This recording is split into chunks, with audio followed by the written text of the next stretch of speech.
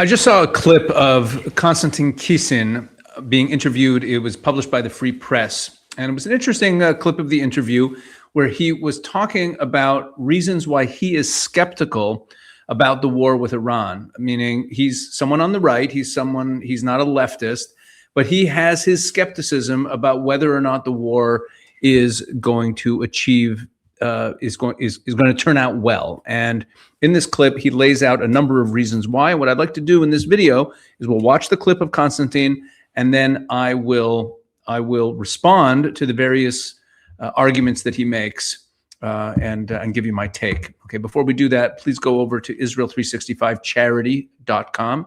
Israel365, the number's 365, charity as one long word.com.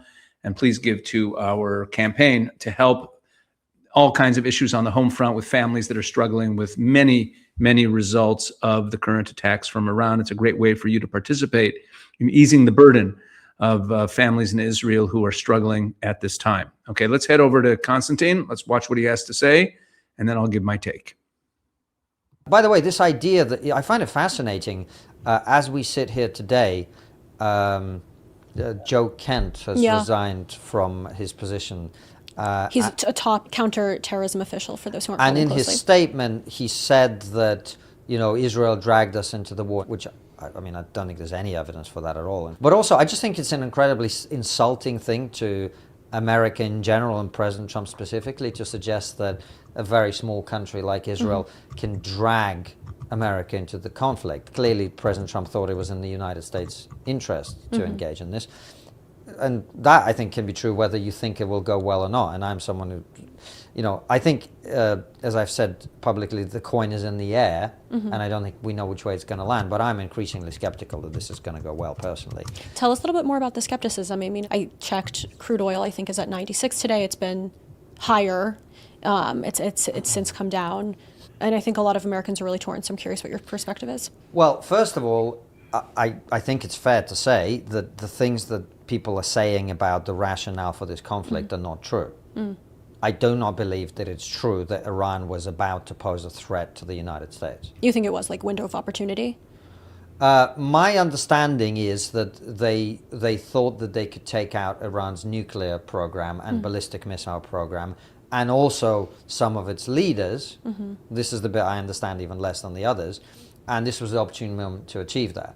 But the problem is, and this may be my ignorance and my lack of expertise and all, it's perfectly possible, and I'm open to that possibility, and President Trump, I think it's fair to say, has proved his critics wrong on a number of occasions in the past, so I'm open to the possibility that that might happen.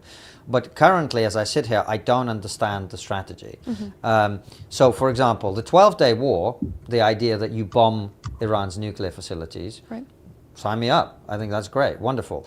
Except we now learn, I think, and I think it's clear, given that they've attacked again, that we didn't get the nuclear material at the time. Not obliterated, as they would have said. Not obliterated, and in fact, there is some satellite imagery showing a bunch of trucks leaving those facilities. The 16 cargo trucks. Right. Yeah. So clearly they didn't get the nuclear material, and clearly, as you and I sit here today, they still haven't got it. Otherwise, I imagine they wouldn't continue. We'd be done. Right?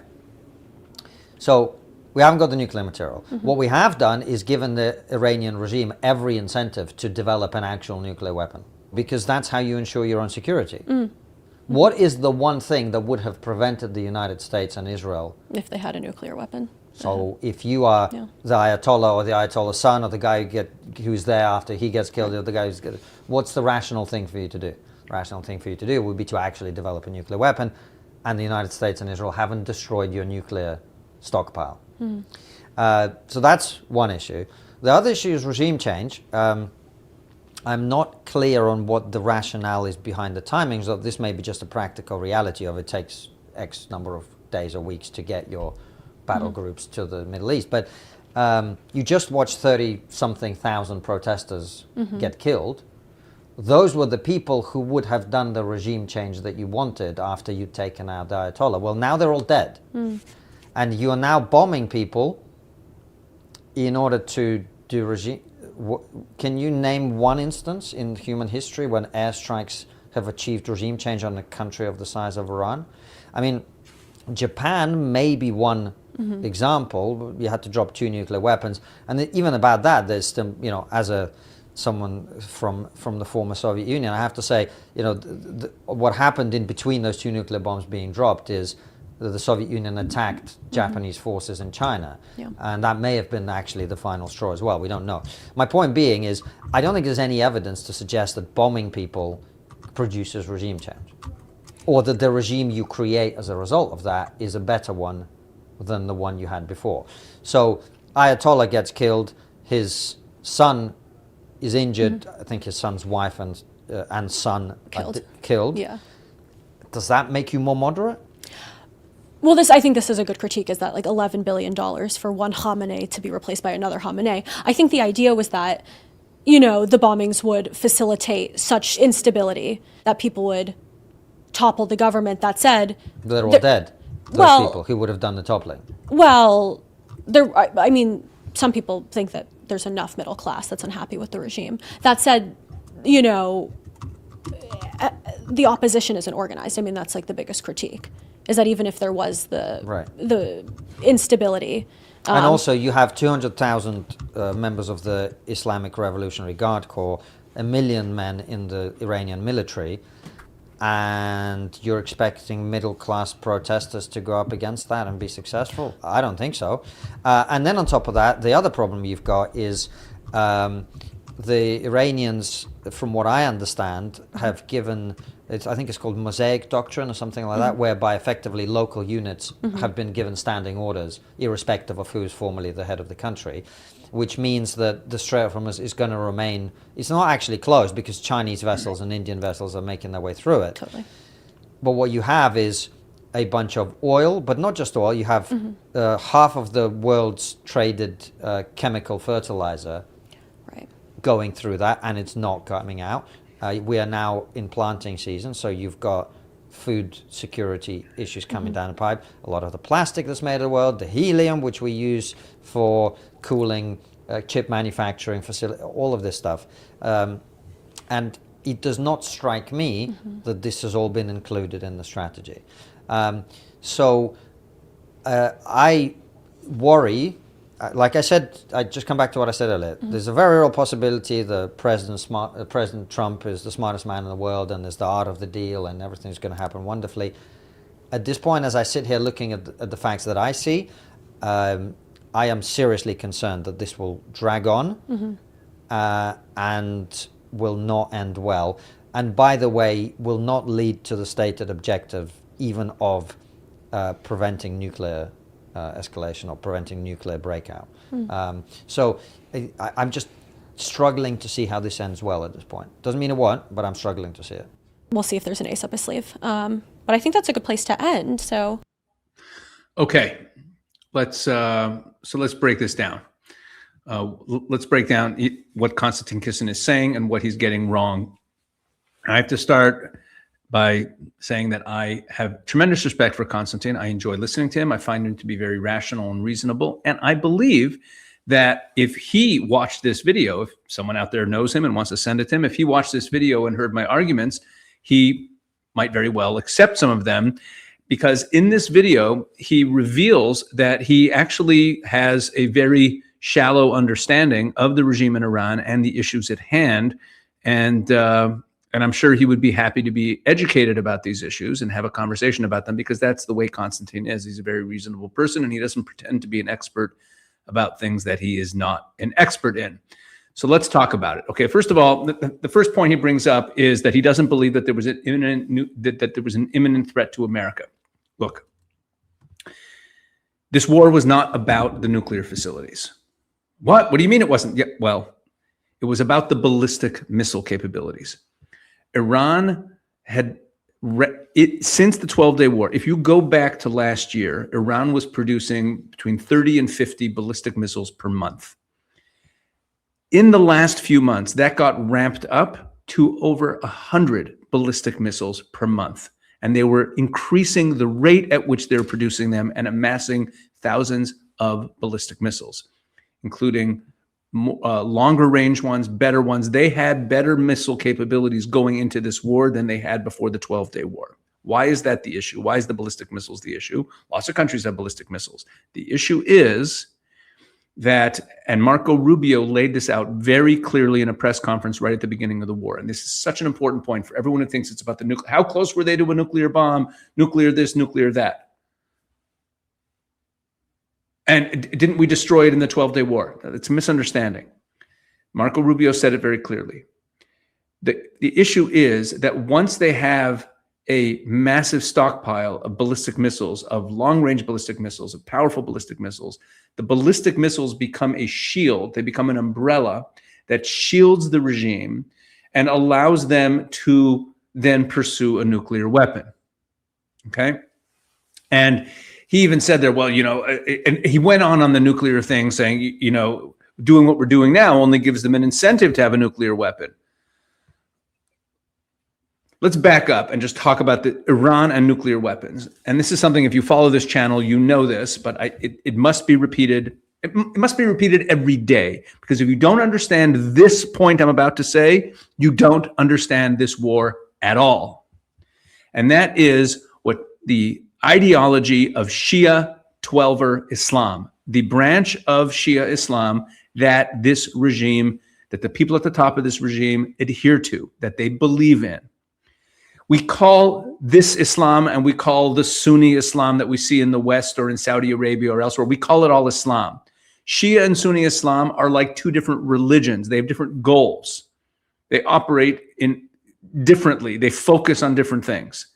Shia Twelver Islam is not a very big percentage of the Muslim world. It's certainly not a majority. It's a small minority, but it is the regime in Tehran and Hezbollah and the Iraqi militias, not the Houthis. The Houthis are a different type of Shia, okay? But the Sunni Twelver Muslims in Iran, their goal is to bring the Mahdi. He's their Messiah figure, the 12th Imam.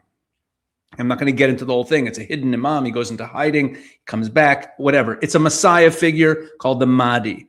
But here's the key that you need to know to understand this war, and that Konstantin clearly does not know, because it affects a number of things that he says. The way the Mahdi comes to the earth, the way that he returns, the way the Messiah comes, the way the Mahdi comes, is by bringing the world to a point of apocalyptic chaos. Okay? By sowing chaos, by sowing extreme chaos and bringing the world to the brink of apocalypse and chaos. That is what summons the Mahdi. That's how you bring the Messiah in Shia Twelver Islam. It's not like Sunni Islam. It's not like other ideologies. Which means, number one, you don't need to give them an incentive to build a nuclear weapon. They've been single-mindedly trying to build a nuclear weapon for many years.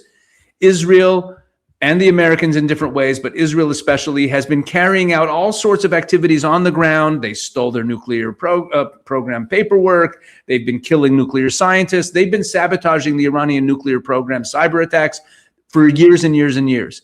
But the Iranians kept persisting and kept moving forward. Why? Even though their country's collapsing, even though their people don't have water, even though everything's collapsed. That's all they care about. Why? Because they're Shia Twelver Muslims, and they want a nuclear weapon, and they want to use it. This isn't the same. And here's something that a lot of people in the West haven't really internalized about this, because they look around the world and they see the North Koreans have nuclear weapons, the Pakistanis have nuclear weapons, the Russians have nuclear weapons. There's a number of bad actors in the world. The Pakistanis, did I say them already? There's a number of bad actors in the world who have nuclear weapons, and because they're not using them, and no one wants to pull that trigger, we think of them only as a kind of deterrence thing, where Kim Jong-un has nuclear weapons and that protects him from his regime falling because he can defend himself with a nuclear weapon. That's not the same when you're talking about the mullahs in Tehran. They are a totally different animal. They're a totally different situation. They are Twelver Shiites. They're not even Sunnis like the Pakistanis. They're Twelver Shiites. They want their whole religious goal, their whole faith goal is to bring an apocalypse to the world. Their drive, you don't need to give them any more incentive. It's not like, oh, now they have more incentive to build a nuclear weapon. That's a misunderstanding of their whole mindset. All they've been trying to do since the 12-day war is ramp up the ballistic missile production and start the process of rebuilding the nuclear weapons so that the ballistic missiles can get to a point that they have a shield for their nuclear program so that they can bring the apocalypse. That's what they want. Okay, this has to be understood. You don't need to give them an incentive. And it's not about the threat of the nuclear weapon being imminent. Okay, now, he then went on to talk about airstrikes and regime change. You can't bring about a regime change with airstrikes. Let's bifurcate the issue of regime change into two things. There's removing the regime, which is a strategic goal, certainly of Israel. Why? Because Israel has been at war with this Iranian regime since it began. All of our problems, Hezbollah, Hamas, the Houthis, and the funding of Palestinian Islamic Jihad, this is all Iranian. Okay, if you take the Iranian regime off the table, whether because they've collapsed into chaos, or they're just not there, or it becomes a Jeffersonian democracy in Iran, whatever it becomes, doesn't matter. If you take this regime off the table, they also propped up the Assad regime. If you take them off the table, the Saudis aren't going to attack Israel. Egypt's not going to attack Israel anytime soon. Jordan is a friendly country. Lebanon is not going to attack it.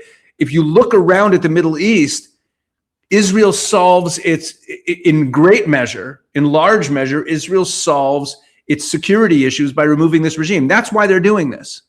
So there's regime collapse or regime removal, and then there's regime change.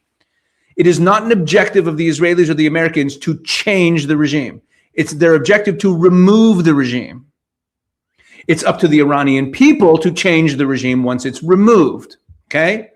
So Konstantin says, well, you don't know what you're going to get. You might end up with something that's worse than what you had before. That is not a possibility here, okay? What we had before was a regime that was involved in drug trafficking and human trafficking all over the world, had it was a multinational terrorist infrastructure, funding terrorism all over the region, committing mass acts of murder all over the region, building up weapons, putting weapons into the hands of the worst terrorists all over the world, slaughtering its own people, persecuting its own people. I mean, there is no way to have a situation that's worse. Let me put it another way. Let's say the worst case scenario that Konstantin envisions and a lot of other people envision happens, and Iran turns into a mess, and there's all kinds of internecine strife and militias fighting each other, and that it devolves into civil war. Let's say the worst case scenario that happens. That's still better than this regime. Okay, there is no, you might get something that's not better than what we had before. You can't have a worse situation than that regime in power intact. Okay, again, the strategic goal here is not about what comes next. That's up to the Iranian people. It's about removing the regime, taking it off the table, because the Israelis and the Americans realize at some point you're dealing with these 12 Shiites, and they keep driving towards a nuclear weapon. They keep driving towards ballistic missiles, and they keep funding their proxies and sowing chaos and death all over the world. There's no negotiating with them. The only way you can actually stop this long term and not kick it down the road to future generations is by removing the regime. That's it. And when he says there, well, does killing Khamenei's family make him more moderate? There's no moderate here. It's a misunderstanding of Shia 12 or Islam. That's that same blind spot that Konstantin has. Okay, and then he brought up the fact that the Iranian people, how can they stand up to the IRGC and to the Basij?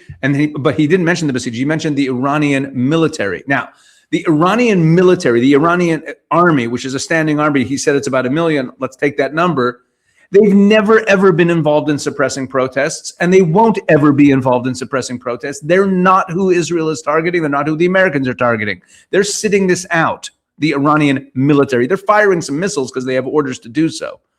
But that's not who the Iranian people are going to have to go up against. The Iranian army is not the IRGC. It's not the Basij. There's like 2 armies in Iran.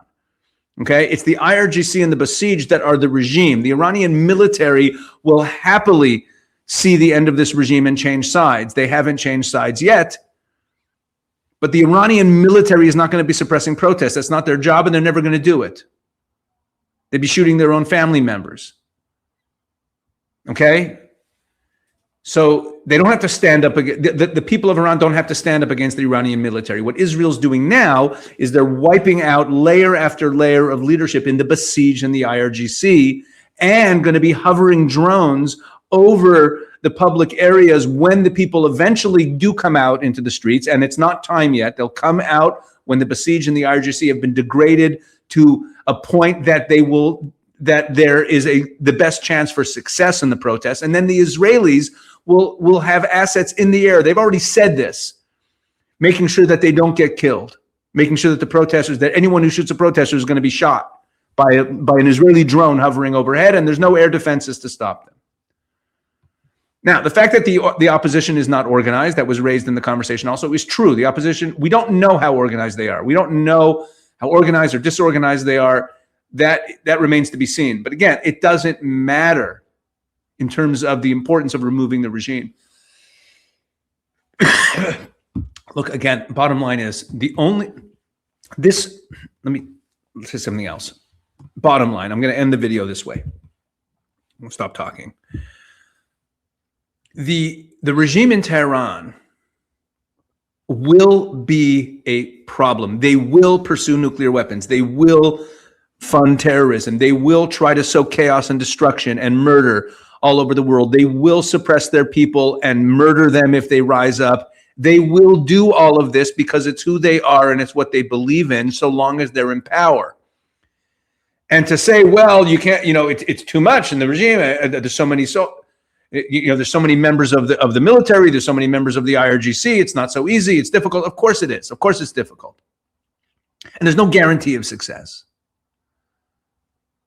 But all we're advocating for is to kick it down the road to a better, more opportune moment to try to solve this problem. And this was the most opportune moment to solve this problem because of what happened in the 12-day war and because of the way Israel has decimated and degraded the Iranian proxies over the last couple of years since October 7th. And because of the protests and the economic collapse that's happening in Iran. All of these factors made it a good time, and Trump in office and willing to do it. This all made it a good time to actually step up to the plate for the first time in 47 years that the president of the United States, Israeli prime minister, that they step up to the plate and actually deal with this regime once and for all. That's why it makes sense, not because it's guaranteed to succeed, and it might devolve into chaos. But let's remember, we're going to have to remember this, save this for when it does, if it does devolve into chaos. That no outcome of this war, no matter how chaotic it is there, will be as bad as that regime remaining in power. And that's the key. That's the key blind spot in what Konstantin was saying there. And I hope he sees this video. That would be kind of cool. I'd love to talk to him about this. But yeah, there's a lot of ways that this could go sideways, but none of those ways that it could go sideways are as bad as the regime as it was remaining in power. And let's say the regime still remains in power at the end of this. They will be so weakened and so battered that it's still a gain. It's still a net gain for the region, for Israel, and for the people of Iran, because now it'll be much harder for them to suppress their people if there's anything left of the regime. I mean, right now, day by day, more and more of their leadership's being taken out. Anyway, look, I'm not claiming that this war was the best idea right now. Maybe there's other things that could have been done. Maximum sanctions to squeeze the regime even more, to cause their collapse. That's neither here nor there. The bottom line is the arguments that Konstantin makes in what he said here really show that he does not really understand who the people in the regime are, what their real belief is, and why it was so critical to deal with this situation once and for all. All right. Have a great weekend, everyone. Bye-bye.